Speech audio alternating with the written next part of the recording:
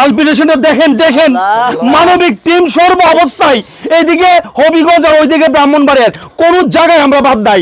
মানবিক টিমের জয় জয়কার। আমরা যে ব্যক্তিকে দেখি না কেন, যে চাচা বা যে চাচি আমাদেরকে ফোন দেয়, আমরা একটা সেকেন্ড দেরি করি না, রাতের ফোন সকালে আমরা চলে আসি। তো এই অবস্থায় আল্লাহ তো এই দিয়েছে 500 টাকা। চাচা এই 500 টাকা কিচ্ছু হবে না, এটা জাস্ট মানবিকের পক্ষ থেকে আপনাকে ফ্রুটস ফল খাওয়ার জন্য আমরা দিয়েছি। দেখেন অবস্থাটা দেখেন, যাই যাই অবস্থাটা। চাচা আমরা আপনার পাশে আছি, আমরা আপনার পাশে আছি চাচা।